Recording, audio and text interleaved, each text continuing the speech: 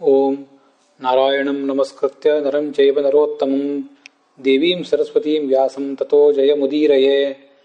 धर्मो विवर्धति युधिष्ठिरकीर्तनेन पापं विनश्यति वृकोदरकीर्तनेन शत्रुर्विनश्यति धनञ्जयकीर्तनेन माद्रीसुतौ कथयतां न भवन्ति रोगाः। श्रीगुरुभ्यो नमः। महाभारतस्य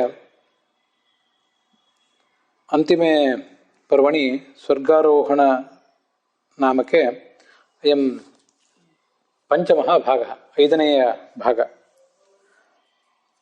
तत्र व्यतीतयोः भागयोः तृतीयः अध्यायः सम्पूर्णः तिष्ठति।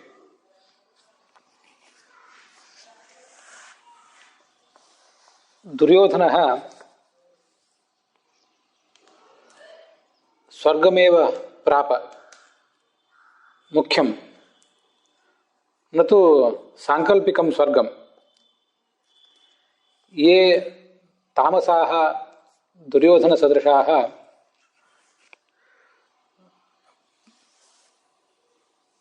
प्रारब्ध पुण्यवशात् सुखं भोक्तुं स्वर्गं भजन्ते,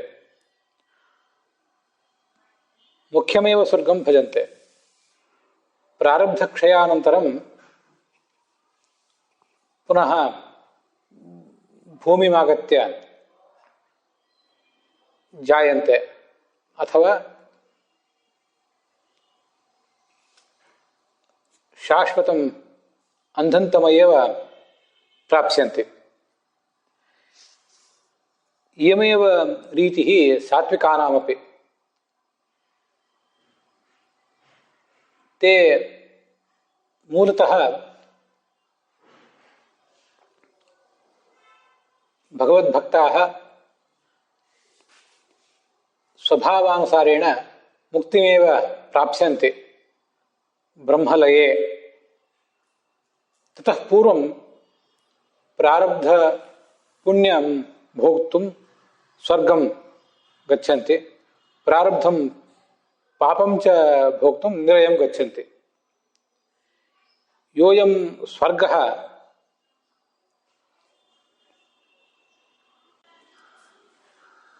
यश्चायं निरयः न तौ शाश्वतौ लोकौ। पुण्यस्य फलं स्वर्गे अनुभूयते, सात्विकैः राजसैः तामसैश्च पापस्य फलं नरके अनुभूयते। तैरेव त्रिविधैः जीवैः। पुण्यस्य फलं कदाचित् भूलोकेऽपि अनुभूयते, तैरेव त्रिविधैः जीवैः। अपि च तैरेव त्रिविधैः जीवैः पापस्य फलमपि दुःखरूपेण अस्मिन्नेव लोके यदा ते जायन्ते तदा तैः नूनम् अनुभूयते। शाश्वतस्तु मोक्षः सः भागवतैरेव सात्विकैः लभ्यते। शाश्वतं च तमः अन्धन्तमो नामकं तामसैः एव अनुभूयते इत्येषा रीतिः।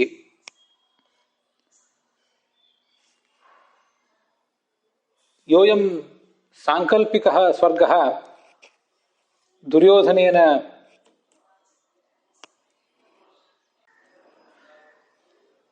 प्राप्यत इति लक्षालङ्कारः भावप्रकाशिका वा वर्णयतः सोऽयं विषयः सर्वमूलस्थ प्रमाणैः महाभारते स्वर्गारोहण पर्वण्येव तृतीयाध्याये वर्तमानैः श्लोकैः विरुध्यते।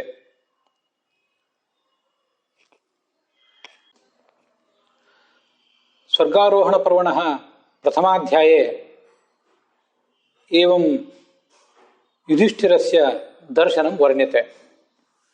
स्वर्गं त्रिविष्टमं धर्मराजः युधिष्ठिरः प्राप्य श्रियाजुष्टम् आसने आसीनं दुर्योधनं ददर्श। सोऽयं दुर्योधनः आदित्य एव भ्राजमानः वीरलक्ष्म्या अभिसंवृतः भ्राजिष्णुभिः देवैः पुण्यकर्मभिः सहितश्च आसीत्। तदा राजा युधिष्ठिरः दुर्योधनं दृष्ट्वा अमर्षितः सहसा तस्मात् प्रदेशात् निववृते। अयं पंचमः श्लोकः। यस्मिन् लोके दुर्योधनः आसीत् तस्मिन्नेव लोके पुण्यकर्माणः भ्राजिष्णवः देवाः अपि आसन् इति प्रथमाध्यायस्य पंचमः श्लोकः वर्णयति।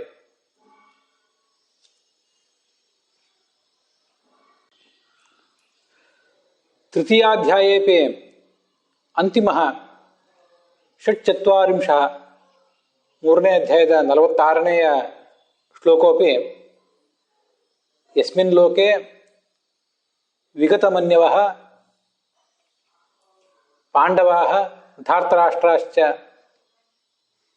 ದುರ್ಯೋಧನಾದಯಃ ಸ್ವಾನಿ ಸ್ಥಾನಾನಿ ಭೇಜರೆ ತತ್ರ ಅಯಂ ಯುಧಿಷ್ಠಿರಃ ಆಜಗಾಮ ಇತಿ। एवं च यस्मिन् लोके इमे धार्तराष्ट्राः आसन् सोऽयं त्रिविष्टप इति कथितः स्वर्गलोकः। इममेव लोकं तात्पर्यनिर्णयग्रन्थस्तु ऐन्द्रः लोकः इति वर्णयति। सर्वेषाम् उत्तरोऽयं लोकः ऐन्द्रः। तस्मिन्नेव लोके आगतः धर्मराजः दुर्योधनम् अवैक्षत इति तात्पर्यनिर्णयस्य अभिप्रायः।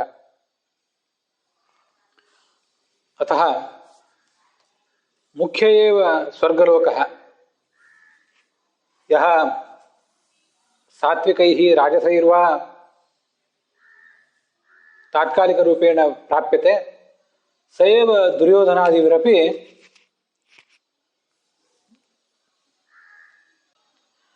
अलाभि। सांकल्पिक स्वर्गः इति लक्षालंकारे यः वर्ण्यते भावप्रकाशिकायां वा सोऽयं सांकल्पिकः लोकः सर्वमूले ग्रन्थे उदाहृतस्य पद्मपुराणस्य श्लोकस्य अभिप्रायानुसारेण राजसात् यागात् सांकल्पिकः स्वर्गः लभ्यते। सः सांकल्पिकस्वर्गः इंद्रादि नामानि भजतां दीनदेवानाम् असुराणां लोकः।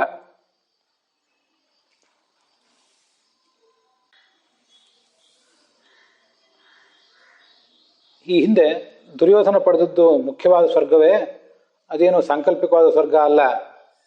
ಸಾಂಕಲ್ಪಿಕವಾದ ಸ್ವರ್ಗ ಇರುವುದು ರಾಜಸ ಯಾಗ ಮೊದಲಾದವುಗಳಿಂದ ಪಡೆದಿದ್ದರಿಂದ ಏನು ದೀನ ದೇವತೆಗಳಿಗೆ ಆಶ್ರಯವಾದಂಥ ಒಂದು ಲೋಕ ಇದೆ, ಅದು ಸಾಂಕಲ್ಪಿಕ ಸ್ವರ್ಗ. ರಾಜಸ ಯಾಗದಿಂದ ಅದು ಸಿಗ್ತದೆ ಅಂತ ಸರ್ವಮೂಲಕ್ಕನುಸಾರವಾಗಿ ನೋಡಿದ್ದೇವೆ. ಮಹಾಭಾರತವೇ ಹೇಳುವಂತೆ 1ನೇ ಅಧ್ಯಾಯದಲ್ಲಿ ಮತ್ತು 3ನೇ ಅಧ್ಯಾಯದಲ್ಲಿ ದುರ್ಯೋಧನ ಯಾವ ಲೋಕದಲ್ಲಿದ್ನೋ ಆ ಲೋಕದಲ್ಲಿ ಪುಣ್ಯಕರ್ಮರಾದಂಥ ಪ್ರಕಾಶಮಾನರಾದ ದೇವತೆಗಳಿದ್ರು. ಅಲ್ಲಿಯೇ ಅವನ ಸಹೋದರರು ಕೂಡ, ಧಾರ್ತರಾಷ್ಟ್ರ ಉಳಿದವರು ಕೂಡ ಇದ್ರು, ಪಾಂಡವರು ಅಲ್ಲೇ ಇದ್ರು, ಮತ್ತೆ ಧರ್ಮರಾಜನು ಕೂಡ ಅಲ್ಲಿಗೆ ಬಂದ ಅಂತ ವರ್ಣನೆ ಇದೆ. ಇದನ್ನ ಈ ಹಿಂದೆ ನಾವು ನೋಡಿದ್ದೇವೆ. ಅದರ ಮುಂದಿನ ಭಾಗವನ್ನ ನಾವೀಗ ನೋಡಬೇಕಾಗಿದೆ. 4ನೇ ಅಧ್ಯಾಯದಲ್ಲಿ ತಥೋ ಯುಧಿಷ್ಠಿರೋ ರಾಜ ದೇವೈ ಸರ್ಷಿ ಮರುದ್ಗಣೈ ಸ್ತೂಯಮಾನ ಯಯೌ ತತ್ರ ಯತ್ರ ತೇ ಕುರುಪುಂಗವಾಹ.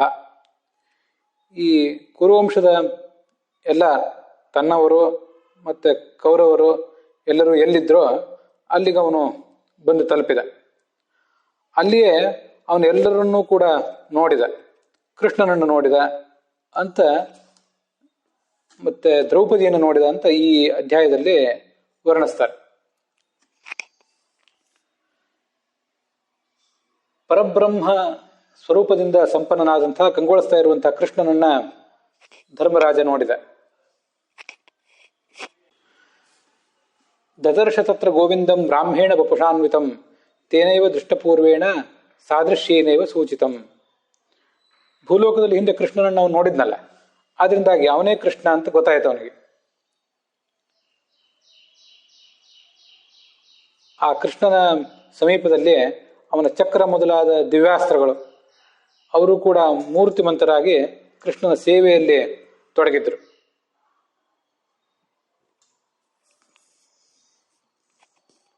ಅರ್ಜುನನನ್ನ ಅಲ್ಲೇ ಅವನ ಪಕ್ಕದಲ್ಲೇ ನೋಡಿದ. ಅರ್ಜುನ ಆ ಕೃಷ್ಣನ ಸೇವಾ ಮಾಡ್ತಿದ್ದ.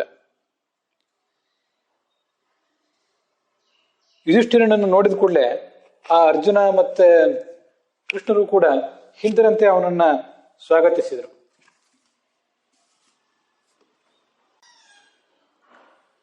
ಯಥಾವತ್ ಪ್ರತಿಪೇದಾತೆ ಪೂಜೆಯ ದೇವ ಪೂಜಿತವು. ಮತ್ತೊಂದು ಕಡೆ 12 ಜನ ಆದಿತ್ಯರಿದ್ರು. ಆ ಆದಿತ್ಯರ ಸಮೀಪದಲ್ಲಿಯೇ ಕರ್ಣನು ಕೂಡ ಇದ್ದ. ಅವನು ಸೂರ್ಯನ ಅವತಾರಭೂತನಾದವನು. ಮರುದ್ಗಣಗಳ ಜೊತೆಗಿರುವಂತಹ ಭೀಮಸೇನನನ್ನು ನೋಡಿದ.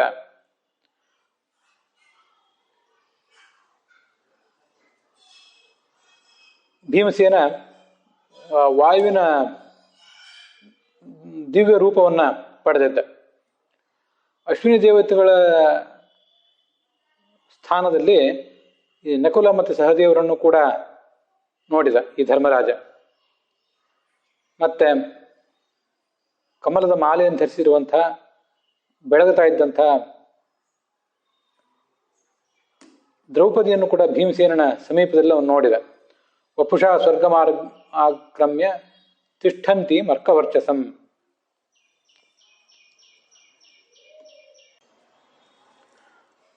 ತಾತ್ಪರ್ಯ ನಿರ್ಣಯದ 32ನೇ ಅಧ್ಯಾಯದ 117ನೇ ಶ್ಲೋಕದಿಂದ ಆರಂಭಿಸಿ ಮುಂದೆ ಏನು ಹೇಳ್ತದೆ ಅಂತ ನೋಡೋಣ. ಧರ್ಮರಾಜ ತನ್ನ ಬಂಧುಗಳೆಲ್ಲರೂ ಕೂಡ ಮೂಲ ರೂಪಕ್ಕೆ ಅತಿ ಸಮೀಪದಲ್ಲಿದ್ದುದನ್ನು ನೋಡಿದ. ಸ್ವಮೂಲ ರೂಪಾತಿ ಸಮೀಪ ಸಂಸ್ಥಿತಂ. ಮೂಲ ರೂಪಗಳು ಇದ್ದವು. ಅದರ ಸಮೀಪದಲ್ಲಿ ಇವನ ಸಹೋದರರು ಕೂಡ ಇದ್ರು. ಮರುತ್ತುಗಳ ಸಮೂಹದ ನಡುವೆ ಭೀಮಸೇನ ಇದ್ದ. ಆ ಭೀಮಸೇನ ಸಮೀಪದಲ್ಲಿ ದ್ರೌಪದಿ ಇದ್ದಳು. ದದರ್ಶ ಕೃಷ್ಣಾಮಪಿ ತತ್ಸಮೀಪೆ ಶ್ರಿಯಾ ಜ್ವಲಂತೀಂ ಸಮತೀತ್ಯ ಚಾನ್ಯಾಹ ಸ್ಪೃಷ್ಟುಂ ಚ ಸಂಸ್ಕಾರ ವಶಾದಿಯೇಷ ನಿಷಿದ್ಧತಂ ಪ್ರಾಹ ಸುರಾಧಿರಾಜ. ದ್ರೌಪದಿ ಇದ್ದ, ಮತ್ತೆ ಉಳಿದ ದೇವಿಯರು ಕೂಡ ಅಲ್ಲಿದ್ದರು. ಪಾಂಡವರ ಉಳಿದ ಪತ್ನಿಯರು ಕೆಲವರು, ಶಚಿ, ಶ್ಯಾಮಲ ಮೊದಲಾದವರು ಇದ್ರು ಅಂತ ತಿಳ್ಕೊಳ್ಬೇಕು. ಭೂಲೋಕದಲ್ಲಿ ಅವನಿದ್ದಾಗ ದ್ರೌಪದಿ ಆತನಿಗೆ ಪತ್ನಿಯಾಗಿದ್ಲು. ಆ ಸಂಸ್ಕಾರದ ಒಂದು ಪ್ರಭಾವದಿಂದ ದ್ರೌಪದಿಯನ್ನು ಅವನು ಮುಟ್ಟಬೇಕು ಅಂತ ಹೋದ. ಆಗ ದೇವರಾಜ ಇಂದ್ರ ಅವನನ್ನ ತಡೆದನಂತೆ. ಇಲ್ಲಿ ಆಚಾರ್ಯರು ಸ್ಪಷ್ಟುಂಚ ಸಂಸ್ಕಾರ ವಶಾದಿಯೇಷ ಅಂತ ಏನು ಶ್ಲೋಕ ಇದೆಯಲ್ಲ, ತಾತ್ಪರ್ಯ ನಿರ್ಣಯದ ಶ್ಲೋಕ, ಆ ಶ್ಲೋಕದ ಮೂಲಕ ಮಹಾಭಾರತದ ಪಾಠ ಏನು, ಅದರ ಆಂತರ್ಯ ಏನು ಅಂತ ತಿಳಿಸ್ತಿದ್ದಾರೆ. ದಕ್ಷಿಣ ಭಾರತದ ಪಾಠಗಳಲ್ಲಿ ಆ ದ್ರೌಪದಿಯನ್ನು ಅವನು ಮುಟ್ಟಬೇಕು ಅಂತ ಬಯಸಿದ ಅಂತಲೇ ಸ್ಪಷ್ಟವಾದ ಉಲ್ಲೇಖ ಇದೆ. ಆದರೆ ಉತ್ತರ ಭಾರತದ ಪಾಠದಲ್ಲಿ ಸ್ವಲ್ಪ ಪಾಠ ವ್ಯತ್ಯಾಸ ಇದೆ. ಅಖಿಲಂ ಸಹಸಾ ರಾಜ ಪ್ರಷ್ಟುಮೈಚ್ಛದ್ ಯುಧಿಷ್ಠಿರ. ಸ್ಪೃಷ್ಟುಂ ಬದಲಾಗಿ ಪ್ರಷ್ಟುಂ ಅಂತಿದೆ. ಕೇಳಲಿಕ್ಕೆ ಬಯಸಿದ, ಇವರೆಲ್ಲ ಯಾರು ಏನು ಅಂತ ಕೇಳಲಿಕ್ಕೆ ಬಯಸಿದ ಅಂತ ಉತ್ತರ ಭಾರತದ ಪಾಠದಲ್ಲಿದೆ. ಅದು ಸರಿಯಲ್ಲ. ಸಂಸ್ಕಾರದ ಕಾರಣದಿಂದಾಗಿ ಮುಟ್ಟಬೇಕು ಅಂತ ಬಯಸಿದ. ದೇವರಾಜ ಅವನನ್ನು ತಡೆದು ಹೇಳಿದಂತೆ. ಇವಳು ಆ ಮುಖ್ಯ ಪ್ರಾಣನ ಪತ್ನಿ.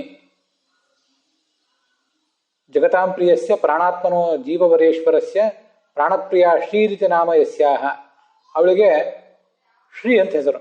ಯಾಕೆಂದ್ರೆ ಶಮಾತ್ಮಕೇಸ್ಮಿನ್ ರಮತೆ ಯದೇಶ.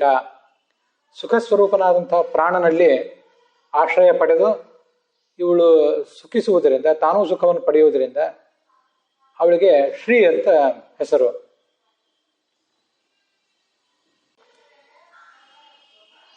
ಶ್ರೀರೇಶ ದ್ರೌಪದಿ ರೂಪ ಅಂತ ಮಹಾಭಾರತನು ಕೂಡ ಅದನ್ನೇ ಹೇಳಿದೆ. ತದರ್ಥಂ ಮಾನುಷಂ ಗತ. ನಿಮ್ಮೆಲ್ಲರ ಸಲುವಾಗಿ ಇವಳು ಮನುಷ್ಯಳಾಗಿ ಹುಟ್ಟಿದ್ದಳು, ಅಯೋನಿಜಳಾಗಿ ಹುಟ್ಟಿದ್ಳು. ಪುಣ್ಯಗಂಧ ಯುಧಿಷ್ಠಿರ ದೃಪದನ ಕುಲದಲ್ಲಿ. ಪ್ರತ್ಯರ್ಥಂ ಭವತಾಂ ಹೇಷ ನಿರ್ಮಿತ ಶೂಲಪಾಣಿನ. ಆದಿಪರ್ವದಲ್ಲಿ ಬರುವಂತಹ ಕಥಾ ಇದೆ. ರುದ್ರ ಈ ಆ ಕನ್ಯೆ ಏನಿದ್ದಾಳೆ, ಶ್ರೀ ಅನ್ನುವ ಕನ್ಯೆ, ಅವಳಿಗೆ ನೀನು ಭೂಲೋಕಕ್ಕೆ ಹೋಗಿ ಈ 5 ದೇವತೆಗಳಿಗೆ ಪತ್ನಿಯಾಗಿರುವಂತ ಆದೇಶ ಕೊಟ್ಟಿದ್ದ.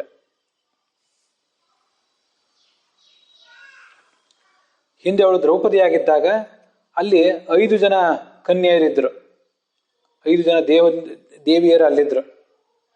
ಆದ್ರಿಂದ ಅವಳನ್ನ ಧರ್ಮರಾಜ ಅಲ್ಲಿ ಶ್ಯಾಮಲ ಇದ್ದಿದ್ದರಿಂದ, ಮತ್ತು ಅರ್ಜುನ ಅಲ್ಲಿ ಶಚಿ ಇದ್ದಿದ್ದರಿಂದ, ನಕುಲ ಸಹದೇವರು ಅಲ್ಲಿ ಉಷಾ ಇದ್ದಿದ್ದರಿಂದ ಅವಳನ್ನ ಮುಟ್ಟಬಹುದಿತ್ತು, ಅವಳನ್ನ ಪತ್ನಿ ಅಂತ ಭಾವಿಸಿದ್ರು. ಆದರೆ ಈಗ ಅವರೆಲ್ಲರೂ ಅಲ್ಲಿಲ್ಲ. ಕೇವಲ ಭಾರತಿ ಮಾತ್ರ ಅಲ್ಲಿದ್ದಾಳೆ. ಆದ್ದರಿಂದ ಕೇವಲ ಭೀಮಸೇನ ಅವಳನ್ನು ಮುಟ್ಟಬಹುದೇ ಹೊರತು ಬೇರೆ ಯಾರು ಕೂಡ ಅವಳನ್ನು ಮುಟ್ಟುವುದು ಸಾಧ್ಯ ಇಲ್ಲ. ಶಂಭ್ರೂಪೇತು ರಥೇವರು ವಾಯು ಶ್ರೀರಿತ್ಯೇವ ಚ ಕೀರ್ತಿತ ಸೈವ ಚ ದ್ರೌಪದಿ ನಾಮ ಕಾಲಿ ಚಂದ್ರೇಚಿ ಚೋಚ್ಯತೆ. ಆಚಾರ್ಯ ಸರ್ವಮೂಲದಲ್ಲಿ ಅವಳದನ್ನ ವರ್ಣನೆ ಮಾಡ್ತಾರೆ. ಇಲ್ಲಿಯೂ ಕೂಡ ಬಂದಿದೆ. ಈಗ 119ನೇ ಶ್ಲೋಕದಲ್ಲಿ 32ನೇ ಅಧ್ಯಾಯದಲ್ಲೂ ಬಂದಿದೆ, ಹಿಂದೆನೂ ಕೂಡ ಬಂದಿತ್ತು. ತಾತ್ಪರ್ಯ ನಿರ್ಣಯದಲ್ಲೇ ಹಿಂದೆ ಈ ಶ್ಲೋಕ ಬಂದಿದೆ, ಅದನ್ನು ಲಕ್ಷಾಲಂಕಾರ ಉದ್ಧರಿಸಿದೆ. ಶಂಭ್ರೂಪ ಅಂತ ಸುಖರೂಪನಾದ ವಾಯುವಿನಲ್ಲಿ ಆಶ್ರಿತರಾದ್ದರಿಂದ ಇವಳಿಗೆ ಶ್ರೀ ಅಂತ ಹೇಳ್ತಾರೆ. ಶೈವಚ ದ್ರೌಪದಿ ನಾಮ, ಅವಳಿಗೆ ದ್ರೌಪದಿ ಅಂತಲೂ.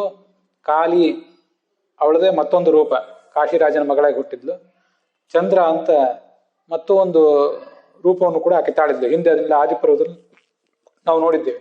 ಅದನ್ನು ತಾತ್ಪರ್ಯ ನಿರ್ಣಯ 2 ಕಡೆ ಉದ್ಧರಿಸಿದೆ. ಒಂದು ಹಿಂದೆ 1, 2ನೇ ಅಧ್ಯಾಯಗಳಲ್ಲಿ, ಮತ್ತು ಈಗ 32ನೇ ಅಧ್ಯಾಯದಲ್ಲಿ ಮತ್ತೊಂದು ಶ್ಲೋಕ ಇದೆ ಅಂತದೆ. ಲಕ್ಷಾಲಂಕಾರ ಅದನ್ನ ತೋರಿಸಿಕೊಟ್ಟಿದೆ. ಆದ್ರಿಂದ ಅವಳಿಗೆ, ಈ ಭಾರತೀ ದೇವಿಗೂ ಕೂಡ ಶ್ರೀ ಅನ್ನುವ ಹೆಸರಿದೆ.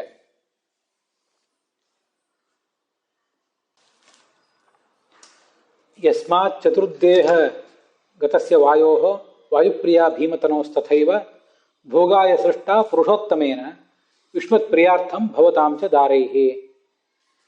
ಹಿಂದೆ ಭೂಲೋಕದಲ್ಲಿ ನೀವು 5 ಕೂಡ ಪಾಂಡವರಾಗಿ ಅವತಾರ ಮಾಡಿದ್ರಿ. ಆಗ ಭೀಮಸೇನ ನಿಮ್ಮ 4ರಲ್ಲೂ ಕೂಡ, ಧರ್ಮರಾಜನಲ್ಲಿ ಧರ್ಮ ರೂಪದಿಂದ, ಅರ್ಜುನನಲ್ಲಿ ಪರಾಕ್ರಮದ ರೂಪದಿಂದ, ನಕುಲ ಸಹದೇವರಲ್ಲಿ ನೀತಿ ಮತ್ತು ನಯ ಇತ್ಯಾದಿ ರೂಪದಿಂದ ಆವಿಷ್ಟನಾಗಿದ್ದ. ಹೀಗೆ ನಿಮ್ಮ 4 ಶರೀರದಲ್ಲೂ ಭೀಮಸೇನ ಇದ್ದ. ಮತ್ತೆ ಪ್ರತ್ಯೇಕವಾಗಿ ತಾನೊಂದು ರೂಪವನ್ನು ತಳೆದು ನೀವು ಪಂಚಪಾಂಡವರಾಗಿದ್ರಿ. ನಿಮ್ಮ ಭೋಗಾಯ, ನಿಮ್ಮ ಭೋಗಕ್ಕಾಗಿ, ನಿಮ್ಮ ಸಂತೋಷಕ್ಕಾಗಿ ಈ ಶ್ರೀ, ಈ ದ್ರೌಪದಿಯು ಕೂಡ ಅಲ್ಲಿ ಹುಟ್ಟಿದ್ದಳು. ಮಹಾಭಾರತ ಅದನ್ನ ರತ್ಯರ್ಥಂ ಭವತಾಂ ಹೇಷ ಅಂತ ವರ್ಣನೆ ಮಾಡಿದೆ. ರತಿ, ನಿಮ್ಮ ರತಿಗಾಗಿ ಅವಳಲ್ಲಿದ್ದಳು. ತಾತ್ಪರ್ಯ ನಿರ್ಣಯ ಅದನ್ನು ಭೋಗಾಯ ಅಂತ ವರ್ಣನೆ ಮಾಡಿದೆ. ಅವಳು ಇದ್ದಳು. ಮತ್ತೆ ಭವತಾಂಚ ದಾರೈಹಿ, ನಿಮ್ಮ ಪ್ರತ್ಯೇಕ ಪತ್ನಿಯರು ಕೂಡ, ನಿನ್ನ ಪತ್ನಿಯಾದ ಶ್ಯಾಮಲ, ಇಂದ್ರನ ಪತ್ನಿಯಾದ ಶಚಿ, ನಕುಲ ಸಹದೇವರ ಪತ್ನಿಯಾದಂಥ ಉಷಾ, ಮತ್ತೆ ಶಿವನ ಪತ್ನಿಯಾದಂಥ ಪಾರ್ವತಿ, ಇವರು ಕೂಡ ಅಲ್ಲಿದ್ದರು. ಅವರ ಜೊತೆಗೆ ಈ ದ್ರೌಪದಿಯು ಕೂಡ ಇದ್ದಳು. ಪ್ರೀತಿಸ್ತತೋ ಹ್ಯಭ್ಯಧಿಕಾ ಬಭೂವ ಭೀಮಸ್ಯ ಚಾಸ್ಯಾಹ ತದನುಸ್ಮ ಪಾರ್ಥೆ.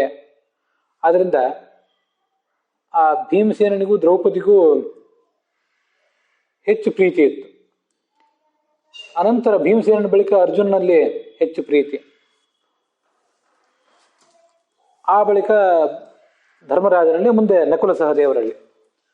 ಸ್ವಯಂ ವಾಯು ಸ್ವರೂಪನೇ ಆದಂಥ ಭೀಮಸೇನಲ್ಲಿ ಹೆಚ್ಚು ಪ್ರೀತಿ, ವಾಯುವಿನ ಆವೇಶ ಆ ಬಳಿಕ ಭೀಮಸೇನ ಬಳಿಕ ಹೆಚ್ಚಿರುವುದು ಅರ್ಜುನನಲ್ಲಿ, ಆಮೇಲೆ ಆ ಭೀಮಸೇನ ಬಳಿಕ ಅರ್ಜುನನಲ್ಲಿ ಪ್ರೀತಿ ಅವಳಿಗೆ, ಮುಂದೆ ಧರ್ಮರಾಜನಲ್ಲಿ, ಮತ್ತೆ ನಕುಲ ಸಹದೇವರಲ್ಲಿ ಅಂತ ಅರ್ಥ.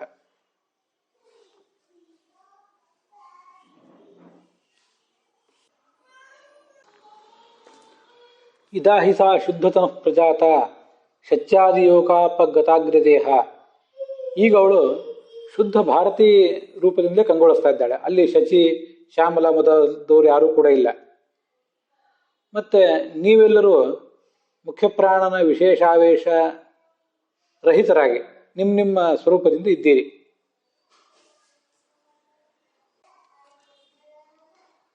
ಭೂಲೋಕದಲ್ಲಿದ್ದಾಗ ನಿಮ್ಮಲ್ಲಿ ಮುಖ್ಯಪ್ರಾಣನ ಆವೇಶ ಇತ್ತು, ಈಗ ಇಲ್ಲ.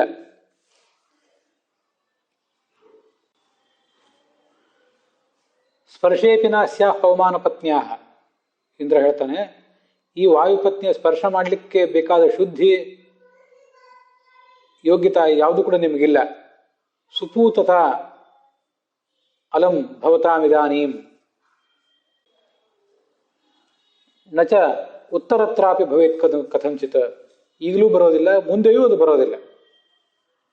ಮನುಷ್ಯರಿಗೆ ದೇವತೆಗಳನ್ನು ಮುಟ್ಟುವ ಯೋಗ್ಯತೆ ಹೇಗೆ ಬರೋದಿಲ್ವೋ ಹಾಗೆ ಯಮ, ಇಂದ್ರ ಮತ್ತೆ ಅಶ್ವಿನಿ ದೇವತೆಗಳ ರೂಪರಾದಂತಹ ನಿಮಗೆ ವಾಯುಪತ್ನಿಯನ್ನು ಮುಟ್ಟುವಂತಹ ಯೋಗ್ಯತೆ ಇಲ್ಲ. ಹಿಂದೆ ದ್ರೌಪದಿಯನ್ನು ನೀವು ಮುಟ್ತಾ ಇದ್ರಿ, ಯಾಕೆಂದ್ರೆ ನಿಮ್ಮ ಪತ್ನಿಯರು ಕೂಡ ಆ ಶರೀರದಲ್ಲಿ ಇದ್ದದ್ರಿಂದ. ಆಗ ಧರ್ಮರಾಜ ಹಿಮ್ಮೆಟ್ಟಿದಂತೆ.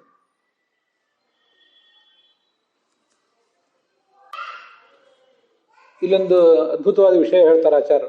ಇತೀರಿತಂ ತಂ ಪ್ರತಿಸನ್ನಿವೃತ್ತಂ ವಿನಾಶಯನ್ ಮಾನುಷ ವಾಸನಾಂ ಸ್ವಯಂ ಸಮಾಶ್ರಿತ ಕ್ಷುದ್ಧತನಸ್ತನೋತ್ಥ ಧರ್ಮೋ ಹರೇಸ್ಸೋ ಭವದಾಶು ತತ್ಸಮಃ. ಇಂದ್ರ ಹೀಗೆ ಹೇಳಿದ ಮೇಲೆ ಧರ್ಮರಾಜ ದ್ರೌಪದಿ ಸ್ಪರ್ಶದಿಂದ ಹಿಮ್ಮೆಟ್ಟಿದ, ಸರಿ. ಆದ್ರೆ ಅವನಲ್ಲಿ ಆ ಮಾನುಷ ಸಂಸ್ಕಾರ ಉಳಿದಿತ್ತು.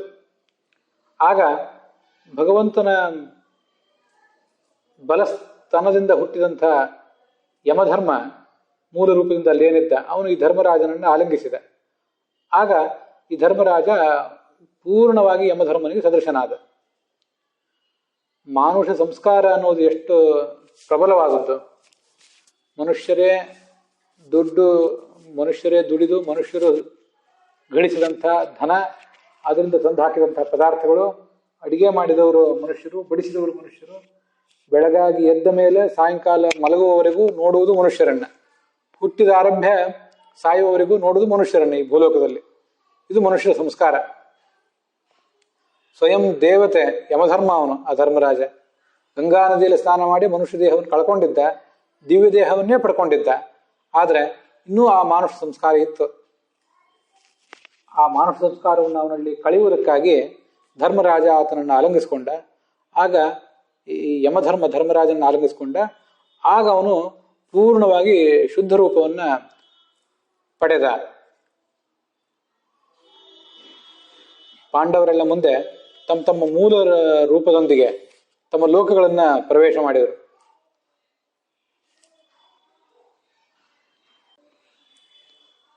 ಸ್ವೀಯಾನಿ ಸದ್ಮಾನಿ ತಥೋಪ್ಯನೂನ ಭೋಗಾಹ ಸದಾ ಸನ್ಯವಸಂಶ್ಚ ತತ್ರ. ಅಲ್ಲಿಯೇ ತಮ್ಮ ಪತ್ನಿಯರ ಸಮೇತವಾಗಿ ವಾಸ ಮಾಡಿದರು.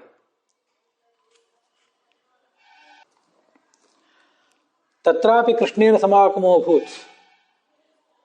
ಇಲ್ಲಿ ಹೀಗೊಂದು ವಿಷಯ ವರ್ಣನೆ ಮಾಡ್ತಾರೆ. ದೇವತೆಗಳು ಭೂಲೋಕದಲ್ಲಿ ಏನು ಹುಟ್ಟಿರ್ತಾರೆ, ಅವತಾರ ಪರಿಸಮಾಪ್ತ ಆದ್ಮೇಲೆ ತಮ್ಮ ಮೂಲ ರೂಪದಲ್ಲಿ ಐಕ್ಯ ಹೊಂದಿರ್ತಾರೆ. ಆದ್ರೆ ಇಲ್ಲಿ ಪಾಂಡವರು ಐಕ್ಯ ಹೊಂದಿಲ್ಲ. ಭೀಮಸೇನನು ಮುಖ್ಯ ಪ್ರಾಣನಲ್ಲಿ ಐಕ್ಯ ಹೊಂದಿಲ್ಲ. ಧರ್ಮರಾಜ ಯಮನಲ್ಲಿ, ಅರ್ಜುನ ಇಂದ್ರನಲ್ಲಿ, ನಕುಲ ಸಹದೇವರು ಅಶ್ವಿನಿ ದೇವತೆಗಳಲ್ಲಿ ಐಕ್ಯ ಹೊಂದಲಿಲ್ಲ. ಇನ್ನೂ ಪ್ರತ್ಯೇಕವಾದ ರೂಪದಿಂದಲೇ ಇದ್ರು. ಯಾಕೆಂದ್ರೆ ಪ್ರತ್ಯೇಕವಾದ ರೂಪ, ಅವ್ರು ಹೇಗೆ ಭೂಲೋಕದಲ್ಲಿ ಪ್ರತ್ಯೇಕವಾದ ರೂಪದಿಂದ ಇದ್ರು ಹಾಗೆ ಇಲ್ಲೂ ಕೂಡ ದಿವ್ಯ ದೇಹದಿಂದ ಇದ್ದು ಮೂಲ ರೂಪದಿಂದ ಪ್ರತ್ಯೇಕವಾಗಿ ಇದ್ದು ಸುಖವನ್ನು ಅನುಭವಿಸುವಂತ ಇನ್ನೂ ಒಂದಿಷ್ಟು ಪ್ರಾರಬ್ಧ ಇತ್ತು. ಅದನ್ನು ಮುಂದೆ ಹೇಳ್ತಾರೆ. ಇದನ್ನು ಪುರಾಣಿಕಾಚಾರ್ಯರು ಮತ್ತು ಗೋವಿಂದಾಚಾರ್ಯ ಎಲ್ಲರೂ ಬರೆದಿದ್ದಾರೆ. ಬೇರೆ ಬೇರೆ ವ್ಯಾಖ್ಯಾನಕಾರರು, ಪ್ರಾಚೀನ ವ್ಯಾಖ್ಯಾನಕಾರರು ಹೇಳಿದ್ದಿರಬೇಕು. ಅಲ್ಲಿ ಕೃಷ್ಣನ ಜೊತೆಗೆ ಸಮಾಗಮ ಆಯ್ತಂತೆ ಪಾಂಡವರಿಗೆ. ಕೃಷ್ಣ ಪಾಂಡವರ ಜೊತೆ ವಿಹಾರ ಮಾಡಿದ. ಕೃಷ್ಣೋಪಿ ತದ್ವತ್ ಸರಥೋ ಅರ್ಜುನೇನ, ಕೃಷ್ಣ ಮತ್ತು ಅರ್ಜುನ ಇಬ್ರು ಕೂಡ ರಥದಲ್ಲಿ ಕೂತ್ಕೊಂಡು ವಿಹಾರ ಮಾಡಿದ್ರು.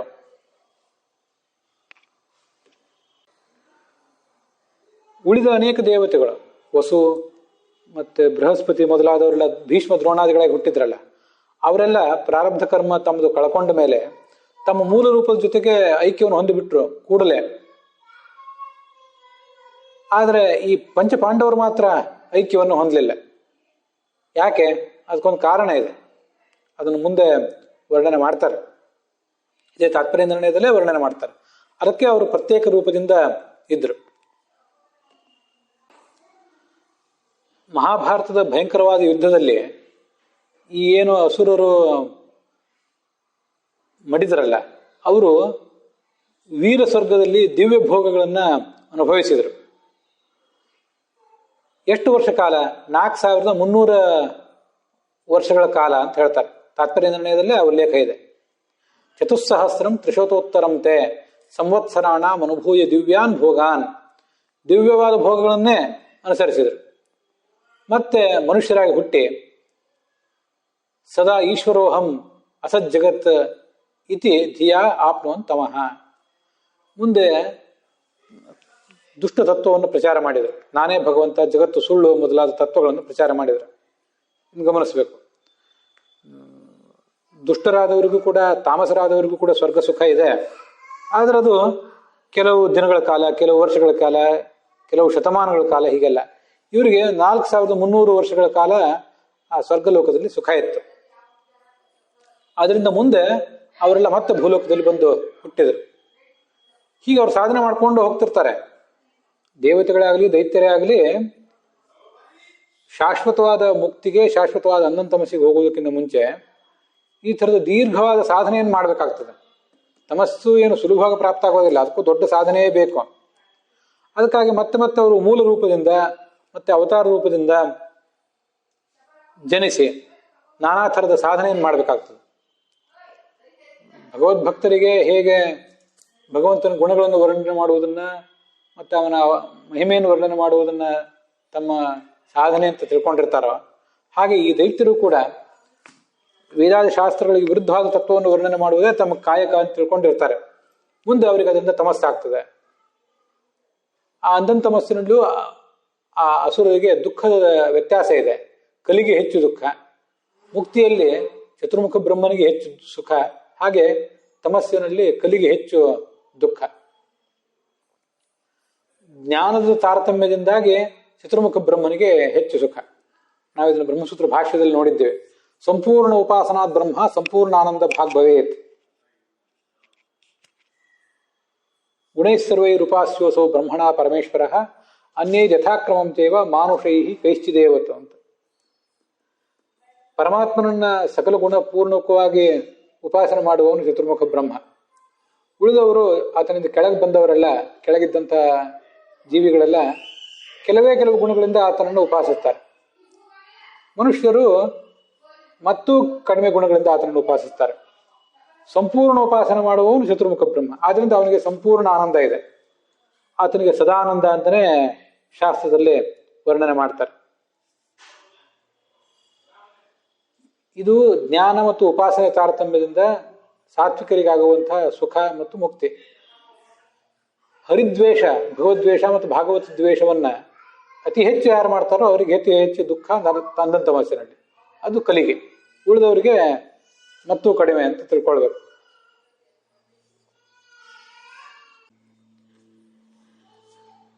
ಕೇಶಿತ್ ಪಿಶಾಚಾಸುರ ರಾಕ್ಷಸತ್ವಂ ಅವಾಪ್ಯ ವಿಷ್ಣುವರಪಿ ತತ್ಪರಾಣಾಂ. ಎಲ್ಲ ದೈತ್ಯರು ಕೂಡ ಮನುಷ್ಯರಾಗಿ ಅವತಾರ ಮಾಡ್ತಾರ? ಎಲ್ಲರೂ ಮಾಡೋದಿಲ್ಲ. ಎಲ್ಲ ದೇವತೆಗಳು ಮನುಷ್ಯರಾಗಿ ಅವತಾರ ಹೇಗೆ ಮಾಡೋದಿಲ್ವ ಹಾಗೆ ಎಲ್ಲ ಅಸುರರು ಕೂಡ ಮನುಷ್ಯರಾಗಿ ಅವತಾರ ಏನು ಮಾಡೋದಿಲ್ಲ. ಪಿಶಾಚ, ಅಸುರ, ರಾಕ್ಷಸ ಮೊದಲಾದ ಜನ್ಮ ಪಡೆದು ಭಗವಂತನನ್ನ ಭಾಗವತನನ್ನ ದ್ವೇಷಿಸಿ ಅಂಧನ್ ತಮಸ್ಸನ್ನು ಹೊಂದುತ್ತಾರೆ. ಹಾಗೆ ದೇವತೆಗಳು ಕೂಡ ಸ್ವರೂಪಯೋಗ್ಯತಾನುಗುಣವಾದ ಸಾಧನೆ ಪೂರ್ಣವಾದಾಗಲೇ ತಮಗೆ ಯೋಗ್ಯವಾದಂಥ ಮುಕ್ತಿಯನ್ನ ಪಡ್ಕೊಳ್ತಾರೆ. ಈ ಭೀಮ ಇನ್ನೂ ಅವತಾರ ಪರಿಸಮಾಪ್ತ ಮಾಡ್ಕೊಂಡಿರಲಿಲ್ಲ. ಮುಖ್ಯ ಪ್ರಾಣನ ಜೊತೆಗೆ ಅವನಿದ್ದ ಅಷ್ಟೇ. ಮುಖ್ಯ ಪ್ರಾಣನಲ್ಲಿ ಆತನ ರೂಪ ಇನ್ನೂ ಲೀನ ಆಗಿಲ್ಲ. ಯಾಕೆಂದ್ರೆ ಅದನ್ನು ಈ 131ನೇ ಶ್ಲೋಕ ಹೇಳ್ತದೆ.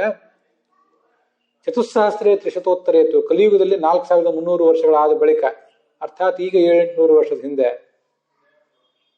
ಆ ಜಾತ ಪುನರ್ವಿಪ್ರತನಸ್ಸ ಭೀಮ, ಆ ಭೀಮನೇ ಗಮನಿಸ್ಬೇಕು.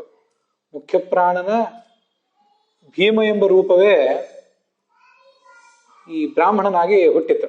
ಹುಟ್ಟಿ ಆ ದೈತ್ಯರು ಮರೆ ಮಾಡಿದಂಥ ತತ್ವವನ್ನು ಮತ್ತೆ ಬೆಳಗಿತ್ತು, ಜಗತ್ತಿಗೆಲ್ಲ ಅದನ್ನು ಉಪದೇಶಿಸಿತು.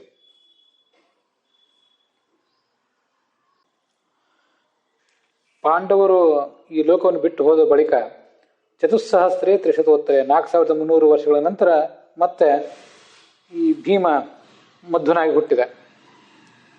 ತ್ರಿಶತೋತ್ತರ ಸಹಸ್ರೇ ಅಬ್ದೇಭ್ಯ ಉತ್ತರೇ 39 ವಿಲಂಬಿ ಪರಿವತ್ಸರೆ ಜಾತೋ ಮಧ್ಯಾಹ್ನ ವೇಲಾಯಾಮ್ ಇತ್ಯಾದಿ ವಚನ ಸುಸಂಗತಂ. ಮತ್ತು ಕೆಲವು ಬೇರೆ ಬೇರೆ ಪುರಾಣಗಳಲ್ಲಿ ಈ ಮಧ್ವರ ಅವತಾರದ ಬಗ್ಗೆ ಹೀಗೆ ಬಂದಿದೆ. 4300 ವರ್ಷಗಳ ಬಳಿಕ, ಪಾಂಡವರ ನಿರ್ಯಾಣ ಆದ ಬಳಿಕ 4300 ವರ್ಷಗಳ ಬಳಿಕ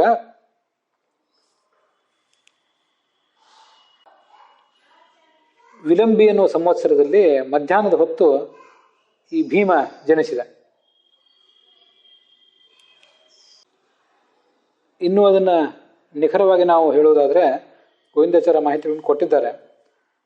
4300 ವರ್ಷಗಳು ಮತ್ತೆ ಅದರ ಮೇಲೆ 39 ವರ್ಷಗಳಾದ ಬಳಿಕ ಈ ಮಧ್ವ ಹುಟ್ಟಿದೆ. ಅದರಲ್ಲಿ ಹೀಗೆ ತಿಳ್ಕೋಬೇಕು, 4337 ವರ್ಷಗಳಾದಾಗ ದೇವತೆಗಳು ಈ ಭಗವಂತನನ್ನು ಪ್ರಾರ್ಥನೆ ಮಾಡಿದ್ರು. ಮಧ್ವ ವಿಜಯದಲ್ಲದಿದೆ, ತತ್ವವೆಲ್ಲ ಕಲಬೆರಕೆಯಾಗಿ ಹೋಗಿದೆ, ಅದಕ್ಕಾಗಿ ಏನಾದ್ರು ಒಂದು ವ್ಯವಸ್ಥೆ ಮಾಡುವಂತ ಭಗವಂತನನ್ನು ಪ್ರಾರ್ಥನೆ ಮಾಡಿದ್ರು.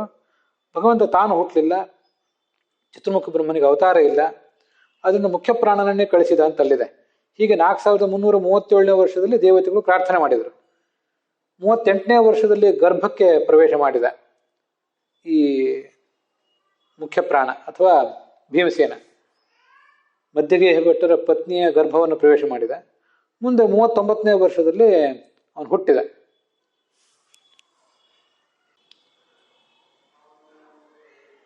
ದ್ರೌಪದಿಯು ಕೂಡ ಆಗಲೇ ಹುಟ್ಟಿದಳು ಅಂತ ಕೇಳಿ ಬರ್ತದಲ್ಲ. ಆ ದ್ರೌಪದಿ ಏನು ಹೆಸರಿನಿಂದ ಹುಟ್ಟಿದ್ಲು ಅಂದ್ರೆ ಚಂದ್ರ ಎಂಬ ಹೆಸರಿನಿಂದ ಹುಟ್ಟಿದಳು. ತಾಮೇತಾಂ ಚಂದ್ರಾಮಾಹುಹು, ಕಾಲಿ ಚಂದ್ರ ಅಂತ ಅವಳಿಗೆ ಮತ್ತೊಂದು ಕಾಲಿ ಅಂತ ಹಿಂದೆ ಮಹಾಭಾರತದಲ್ಲೇ ಇದ್ದಳು ಕಾಶಿರಾಜನ ಮಗಳಾಗಿ. ಈಗ ಚಂದ್ರ ಎಂಬ ಹೆಸರಿನಿಂದ ಅವಳು ಹುಟ್ಟುತ್ತಾಳೆ ಅಂತ ಹೇಳ್ತಾರೆ.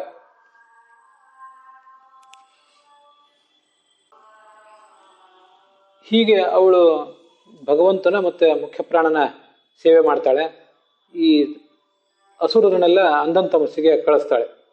ಅರ್ಜುನ ಮೊದಲಾದವರು ಇದ್ದಾರಲ್ಲ, ಅವರು ಮುಂದಿನ ಕೃತಯುಗದಲ್ಲಿ ವಿಕುಕ್ಷಿ ಮೊದಲಾದ ರಾಜರಾಗಿ ಹುಟ್ಟುತ್ತಾರೆ, ಮತ್ತೆ ಸಾಧನೆ ಮಾಡ್ತಾರೆ. ಮುಂದೆ ಬ್ರಹ್ಮನ ಪ್ರಳಯದ ಬಳಿಕ ಅವರು ಮುಕ್ತಿಯನ್ನು ಪಡೀತಾರೆ. ಪ್ರತಿಯೊಬ್ಬರು ಕೂಡ ಮುಕ್ತಿಯನ್ನು ಪಡೆಯುವುದು ಈಗಿನ ಚತುರ್ಮುಖ ಬ್ರಹ್ಮನ ಆಯುಷ್ಯ ಮುಗಿದಾಗಲೇ. ಅವನಿಗೀಗ 51ನೇ ವರ್ಷ ನಡೆದಿದೆ. ಚತುರ್ಮುಖನ ಬ್ರಹ್ಮಮಾನದಲ್ಲಿ ಇನ್ನೂ 49 ವರ್ಷಗಳು ಕಳಿಬೇಕು, ಆವಾಗಲೇ ಅವರು ಮುಕ್ತಿಗೆ ಹೋಗೋದು. ದೈತ್ಯರು ಕೂಡ ಅಂಧನ್ ತಮಸ್ಸಿಗೆ ಹೋಗುವುದು ಆವಾಗಲೇ. ಇಲ್ಲಿ ಒಂದು ಅಂಶ ನಾವು ಗಮನಿಸಬೇಕಾದ್ದು, ಪ್ರಾಯ ಯದಾ ಮಧ್ವೋ ಬಭೂವ, ಭೀಮ ಮಧ್ವರಾಗಿ ಹುಟ್ಟಿದಾಗ ಈ ಕೆಲವು ದೇವತೆಗಳು ಅರ್ಜುನಾದಿಗಳು ಕೆಲವರು ಅಲ್ಲಿ ಹುಟ್ಟಿದ್ರು. ತತಃ ಪರಂಚ ಕೇಚಿತ್ತು, ಮಧ್ವರ ಕಾಲದಲ್ಲೇ ಕೆಲವರು ಹುಟ್ಟಿದ್ರು, ಮಧ್ವಾಚಾರ್ಯರ ಬಳಿಕ ಕೆಲವರು ಹುಟ್ಟಿದ್ರು. ಹೀಗೆಲ್ಲ ಅವರು ಆಚಾರ್ಯರ, ಮಧ್ವಾಚಾರ್ಯರ ಮತ್ತೆ ಭಗವಂತನ ಸೇವಾ ಮಾಡಿದರು. ಅಲ್ಲೊಂದು ಅಂಶ ಇದೆ, ಮಧ್ವೋಕ್ತಸ್ಯ ಹರಿತತ್ವಸ್ಯ ತಾಮಸೈ ವಿರೋಧೆ ತನ್ನಿರಾಸಾರ್ಥಂ, ಗೋವಿಂದಾಚಾರ್ಯ ವಾಕ್ಯದಲ್ಲಿ. ಮಧ್ವಾಚಾರ್ಯರು ತತ್ವವನ್ನು ಪ್ರಚಾರ ಮಾಡಿದರು. ಅವರು ಪ್ರಚಾರ ಮಾಡಿ ನಮ್ಮ ಅವತಾರವನ್ನು ಪರಿಸಮಾಪ್ತ ಮಾಡಿದ ಮೇಲೆ ಮತ್ತೆ ಅನೇಕ ಜನ ವ್ಯಾಖ್ಯಾನಕಾರರು ಆ ಆಚಾರ್ಯರ ಮಧ್ವರ ಸಿದ್ಧಾಂತವನ್ನ ನಿರಾಕರಣೆ ಮಾಡುವಂಥ ಪ್ರಯತ್ನ ಮಾಡಿದರು. ಆಗ ಆ ಆಚಾರ್ಯ ಸಿದ್ಧಾಂತದ ವ್ಯಾಖ್ಯಾನಕ್ಕಾಗಿ, ಸಂಶಯಗಳನ್ನು ಪರಿಹರಿಸುವುದಕ್ಕಾಗಿ ಮತ್ತೆ ದೇವತೆಗಳು ಬಂದರು ಅಂತ ತಿಳ್ಕೊಳ್ಬೇಕು. ಮುಖ್ಯ ವ್ಯಾಖ್ಯಾಕೃತೋ ಹಿ ಸಹ ಅಂತ ಗೀತಾ ತಾತ್ಪರ್ಯದಲ್ಲಿ ಆ ದೇವತೆಗಳನ್ನ ವೇದಾದಿ ಶಾಸ್ತ್ರಗಳಿಗೆ ಮುಖ್ಯ ವ್ಯಾಖ್ಯಾನ ಮಾಡುವ ಅಧಿಕಾರ ಇರುವುದು ಅವರಿಗೆ ಅಂತ ವರ್ಣನೆ ಮಾಡಿದ್ದಾರೆ. ಅಥವಾ ದೇವಾ ಸಂಶಯಚ್ಛಿತ ಅಂತ ದೇವತೆಗಳೇ ಈ ಸಂಶಯಗಳನ್ನೆಲ್ಲ ಸ್ಪಷ್ಟವಾಗಿ ಪರಿಹರಿಸಲಿಕ್ಕೆ ಸಮರ್ಥರು ಅಂತ ಭಾಗವತ ತಾತ್ಪರ್ಯವೂ ಕೂಡ ಆ ದೇವತೆಗಳ ಮಹತ್ವವನ್ನ ವರ್ಣನೆ ಮಾಡಿದೆ. ಇಲ್ಲಿ ಪುರಾಣಿಕಾಚಾರ್ಯರು ಒಂದು ಅಂಶ ಹೇಳ್ತಾರೆ, ಹಿಂದೆನೂ ಕೂಡ ಅದನ್ನು ಅನೇಕ ಕಡೆ ಅವರು ಹೇಳಿದ್ದಾರೆ. ಎಲ್ಲ ದೇವತೆಗಳು ತಮ್ಮ ಸಾಧನೆ ಮುಗ್ದ ಬಳಿಕ ಚತುರ್ಮುಖ ಬ್ರಹ್ಮನ ಪ್ರಳಯ ಬಂದಾಗ ಆತನ ಆಯುಷ್ಯ ಮುಗಿದಾಗ ಮುಕ್ತಿಗೆ ಹೋಗ್ತಾರೆ. ಆದರೆ ಈ ದೈತ್ಯರು ಮಾತ್ರ ಬ್ರಹ್ಮ ಪ್ರಳಯ ಮುಗಿಯುವವರೆಗೂ ಕಾಯೋದಿಲ್ಲ ಅಂಧನ ತಮಸ್ಸಿಗೆ ಹೋಗ್ಲಿಕ್ಕೆ. ಒಂದೊಂದು ಅಂಶದಿಂದ ಅವರು ತಮಸ್ಸಿಗೆ ಹೋಗಿ ಬಿಟ್ಟಿರ್ತಾರೆ. ಮತ್ತೊಂದು ಅಂಶದಿಂದ ಇಲ್ಲಿ ಮತ್ತಷ್ಟು ಭಗವದ್ವೇಷ ಭಾಗವತ ದ್ವೇಷ ಮಾಡ್ಕೊಳ್ತಾ ಇರ್ತಾರೆ. ಹೀಗೆ ಒಂದೊಂದು ಅಂಶದಿಂದ ತಮಸ್ಸಿಗೆ ಹೋಗಿರ್ತಾರೆ. ಪೂರ್ಣವಾಗಿ ಹೋಗುವುದು ಬ್ರಹ್ಮ ಪ್ರಳಯ ಕಾಲದಲ್ಲಿ ಅಂತ ಹೇಳ್ತಾರೆ. ಆದರೆ ಈ ಅಂಶಕ್ಕೆ ಸರ್ವಮೂಲದಲ್ಲಿ ಏನೋ ಆಧಾರ ಇದ್ದಂತೆ ಕಾಣಿಸೋದಿಲ್ಲ. ನನಗೆ ತಿಳಿದಂತೆ ದೇವತೆಗಳು ಮತ್ತು ದೈತ್ಯರು ಎಲ್ಲರೂ ಕೂಡ ಶಾಶ್ವತ ಮುಕ್ತಿ, ಶಾಶ್ವತ ನರಕಕ್ಕೆ ಹೋಗುವುದು ಬ್ರಹ್ಮ ಪ್ರಳಯದ ಬಳಿಕನೇ. ನಮ್ಗೆ ಗೊತ್ತಿರುವಂತೆ ಹನುಮಂತನು ಕೂಡ ಇನ್ನೂ ಚಿರಂಜೀವಿಯಾಗಿದ್ದಾನೆ. ಆ ಹನುಮಂತ ಎಂಬ ಅಂಶ ಮತ್ತೆ ಭೀಮ ಎಂಬ ಅಂಶ ವಾಯುವಿನ ರೂಪದೊಂದಿಗೆ ಐಕ್ಯವನ್ನು ಪಡೀತದೆ ಮುಂದೆ. ಅದಾದ ಬಳಿಕ ಆ ವಾಯು ಬ್ರಹ್ಮ ಪದವಿಯನ್ನು ಪಡಿತಾನೆ, ಭಾರತೀಯ ಸರಸ್ವತಿ ಪದವಿಯನ್ನು ಪಡಿತಾಳೆ. ಹೀಗೆ ಶ್ರೇಷ್ಠವಾದ ಮುಕ್ತಿ ಅವರಿಗಾಗ್ತದೆ.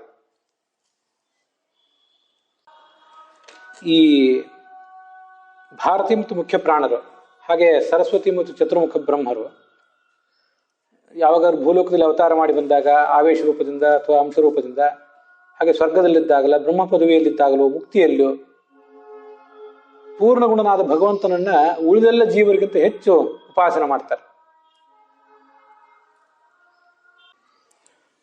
ಮುಂದೆ ಮಹಾಭಾರತದಲ್ಲಿ ಹೀಗಿದೆ, ದ್ರೌಪದಿಯ ಬಳಿಕ ಈ ಇಂದ್ರ ಧರ್ಮರಾಜನಿಗೆ ದ್ರೌಪದಿಯ ಮಕ್ಕಳನ್ನ ಪರಿಚಯ ಮಾಡಿಸಿದ. ಇವರು ದ್ರೌಪದಿಯ ಮಕ್ಕಳಾಗಿ ಹುಟ್ಟಿದ್ರು ಅಂತ.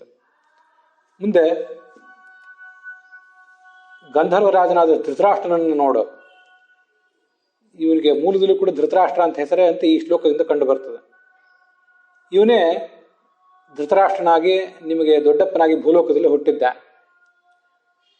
ಇವನೇ ನಿಮ್ಮ ಅಣ್ಣ ಕರ್ಣ.